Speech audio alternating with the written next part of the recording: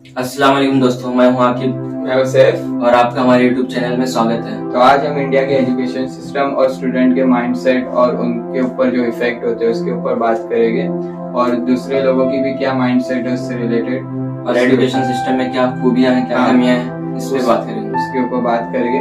तो चलिए वीडियो शुरू करते हैं।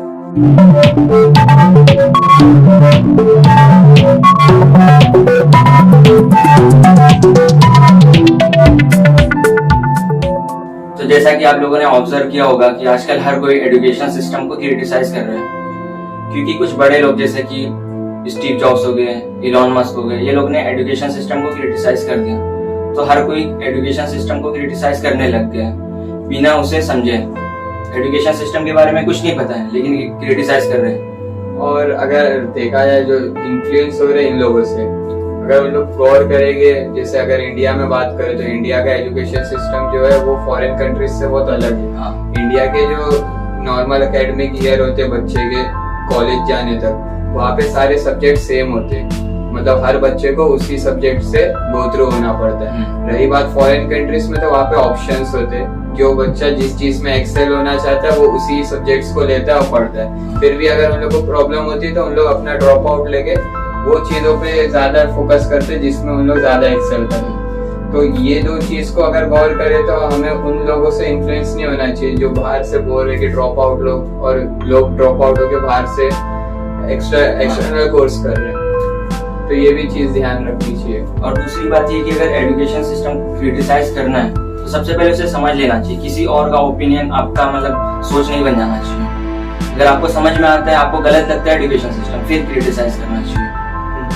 और अगर देखा है तो फिर भी जैसे मतलब इन्फ्लुएंस नहीं भी हो रहे, तो इन्फ्लुएंस नहीं होने के अलावा भी अगर अपनी सोच से सोचे तो भी इंडियन एजुकेशन सिस्टम थोड़ा खराब ही देखा है। जैसे बच्चा स्टार्ट में नर्सरी प्लेग्राउंड से चालू करता है यहाँ पे, तो उन लोग को तभी से फोर्सफुली ऐसा लगता है कि मतलब पास होगा तो आगे बढ़ेगा बच्चा, भले वो 3 साल का 4 साल का है किंडरगार्टन में, तो भी उसको पढ़ाई के रिलेटेड ऐसा कर देते हैं, मतलब कि डरा देते एक तरीके से बोला जाए तो, कि उसके अंदर डर आ जाए कि उसे पास होना ही, अगर पास नहीं होगा तो उसका 1 साल खराब हो जाएगा। वही अगर हम ये ईस्टर्न कंट्रीज देखे, एशियन कंट्रीज देखे, जो जापान चाइना है, वो सब उन लोग ज्यादातर शुरुआत के जो बेसिक स्टार्ट के ईयर्स होते किंडरगार्टन के, उन लोग पिलर बना के चलते कि उस सालों में बच्चों को इस तरीके से एथिकल चीजें सिखाए कि उन लोग की हैबिट्स अच्छी हो, मैनर्स है।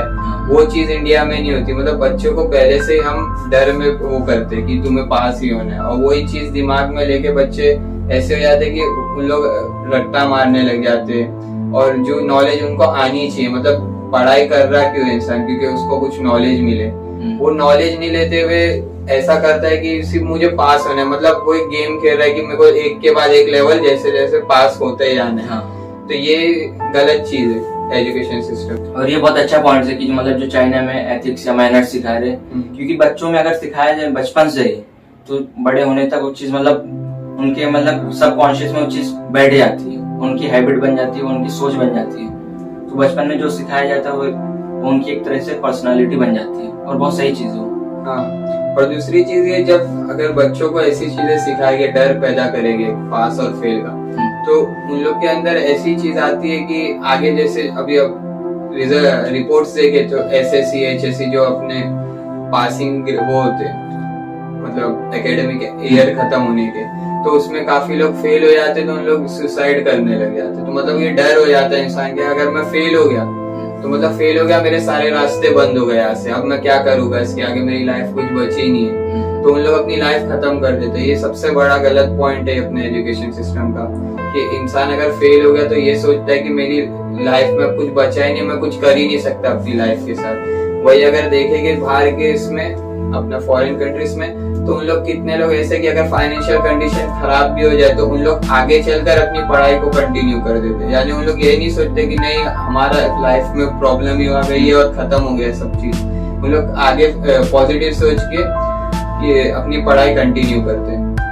तो ये भी एक पॉइंट है कि एजुकेशन सिस्टम यहाँ पे ऐसा मतलब वो कर क्या बोलेंगे, एजुकेशन सिस्टम यहाँ पे अपना इम्पैक्ट गलत तरीके से डाल रहा है इंडिया में। तो मेरे को पर्सनली ऐसा लगता है कि मतलब फेलियर से डरना चाहिए। फेलियर से मतलब ऐसा नहीं कि फेलियर से मत डरो, फेलियर से डरना चाहिए, थोड़ा डर रहना चाहिए फेलियर से, तब आप फेल नहीं होगे। और दूसरी बात यह है कि मेरे को फेलियर से प्रॉब्लम नहीं है एजुकेशन सिस्टम में, मेरे को प्रॉब्लम ये है कि बच्चों में कंपटीशन बहुत ज्यादा जनरेट कर दिया जाता है कि इनसे कॉम्पीट करो, आपको फर्स्ट आना है, जबकि हर एक का कंडीशन अलग होता है।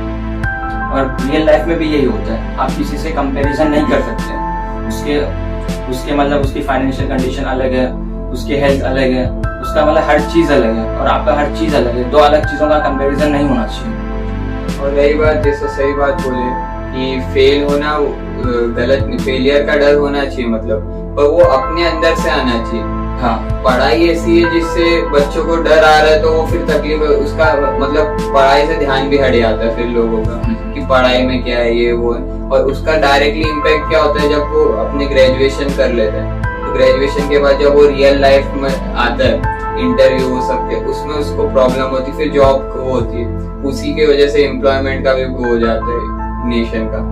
तो ये सब चीज डर खुद से हो, फेलियर का तो वो सही है एक तरीके से, पर एजुकेशन सिस्टम से जो आ रहा है वो ज्यादा गलत हो जाता है। तो मेरे को लगता है कि मतलब कोई भी इंसान हो उसको 10वीं तक पढ़ाई करना ही चाहिए, क्योंकि उसका बेसिक फाउंडेशन बन जाता है कि उसको मतलब लाइफ में मैथमेटिक्स इम्पोर्टेंट है, लाइफ में थोड़ा बायोलॉजी का थोड़ा बहुत जानकारी होना चाहिए, मतलब एक बेस बनाने के लिए 10वीं तक पढ़ाई करना चाहिए। लेकिन आजकल पढ़ाई कैसी होती है, मतलब जैसा कि पास कर देते हैं बच्चों को, क्योंकि मतलब अपने देश की क्या बोलेंगे उसको कि मतलब एजुकेशन ज्यादा लोगों का लिटरेसी रेट हाई करने के लिए बच्चों को 10वीं तक ऐसे ही पास किया जाता है, जो कि सही नहीं है। और एक चीज देखने की लायक है कि जो सिलेबस होता है, जैसे नॉर्मल अभी तो हम सब्जेक्ट्स की बात कर रहे हैं, अगर एक सब्जेक्ट को ले और उसके अंदर का सिलेबस देखें तो वो सिलेबस भी बहुत आउटडेटेड है, मतलब जो पहले से चलता आ रहा है वही बार बार पढ़ाया जा रहा है। अगर हम सिलेबस देखेंगे तो कुछ न्यू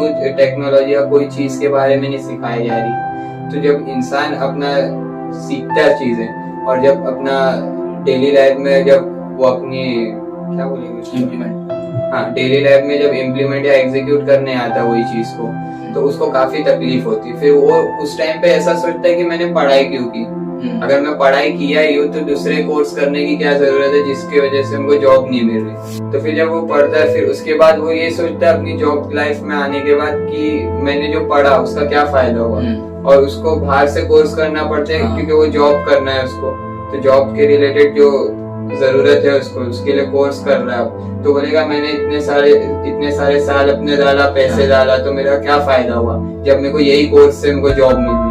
तो आउटडेटेड सिलेबस भी एक बहुत बड़ा प्रॉब्लम है सिस्टम में। अगर जो चीज अभी चल रही है रिसेंटली और जो काम में आ रही है, जॉब्स मिल रही है जिसके ऊपर, वो सारी चीजें अगर अपने एकेडमिक ईयर में डाले या कोई भी कोर्स में डाले ग्रेजुएशन के, तो वो ज्यादा फायदा देगा किसी भी बच्चे को, उसको जल्दी जॉब मिलने के चांसेस बढ़ जाएंगे और वो ऐसा एजुकेशन के सिस्टम की तरफ नेगेटिव नहीं करेगा और ऐसे इन्फ्लुएंस नहीं होगा दूसरे के बोलने पे।